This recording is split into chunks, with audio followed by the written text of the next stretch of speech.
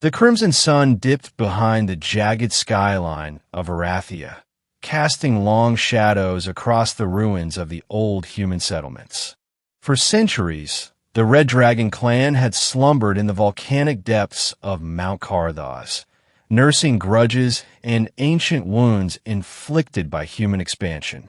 Their scales glinted like molten metal in the fading light, and their wings unfurled with a terrifying grace as they soared above the ash-laden forests below.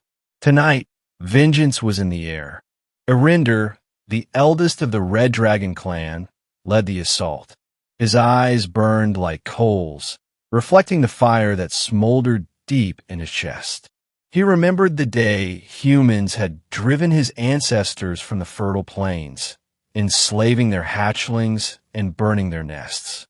Generations of resentment had brewed, and now the clan returned not merely as warriors, but as reclaimers of what was theirs.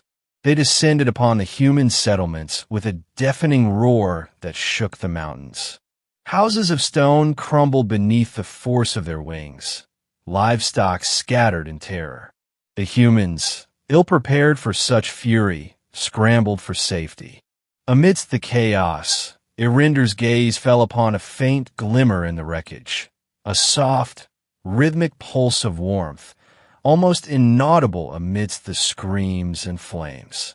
Curiosity pricked at him. Navigating the ruins with precision, Irinder discovered a lone human, unconscious but alive, cradling something within their chest. At first glance, it seemed impossible, a human holding dragon hatchlings without harm.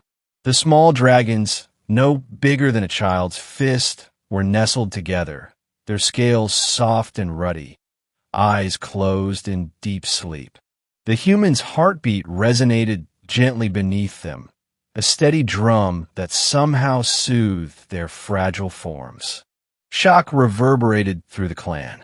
For centuries, humans had been the enemy, the destroyers of their kind. Yet here was one, risking life and limb, protecting what should have been their prey. The realization hit Irinder like a thunderclap. Vengeance had blinded them. Perhaps not all humans were cruel. Cautiously, Irinder lowered himself, careful not to disturb the sleeping hatchlings.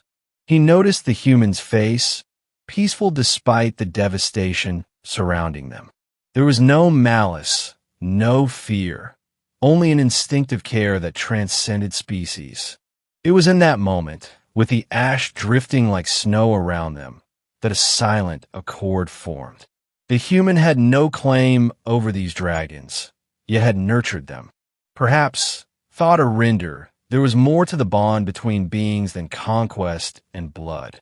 The clan murmured among themselves, confusion and awe interwoven with lingering anger. What would it mean to lay down centuries of resentment for this fragile, unexpected trust?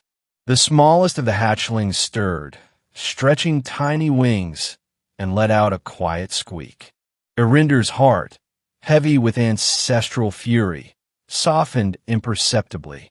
In the following days, the Red Dragon clan retreated to the mountains, carrying the hatchlings with them.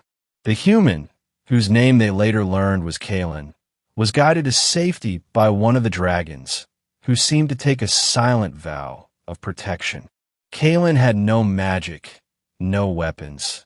Yet the courage and empathy he had shown forged a bridge between species that neither had believed possible. Back in the volcanic heart of Mount Carthage, the hatchlings grew under the watchful eyes of both dragon and human.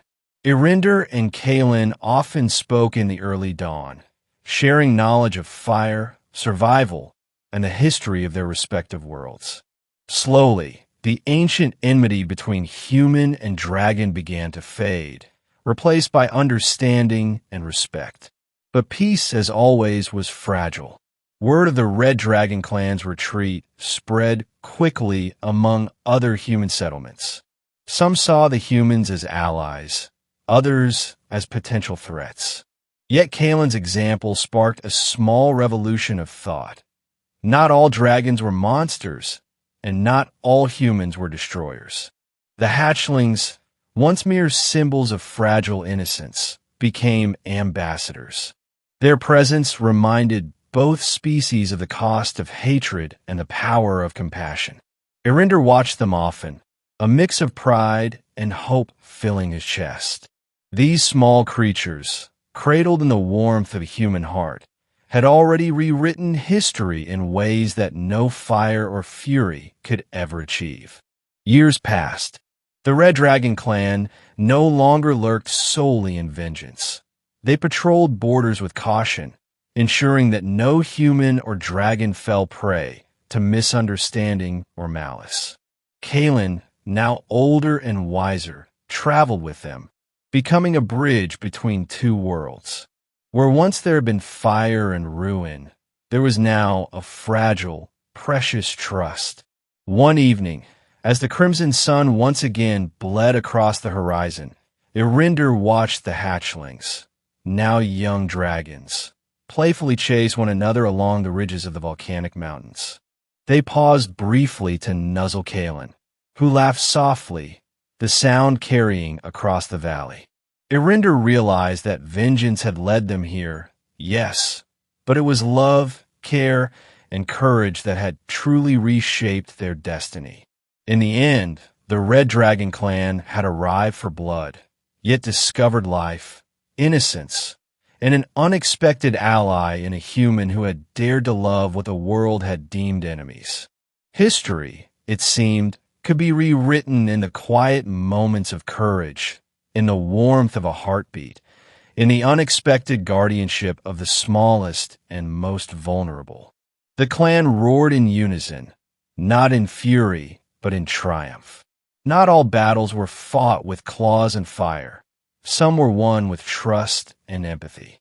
And beneath the crimson skies of Arathia, the future, both human and dragon, looked brighter than it ever had in a millennium.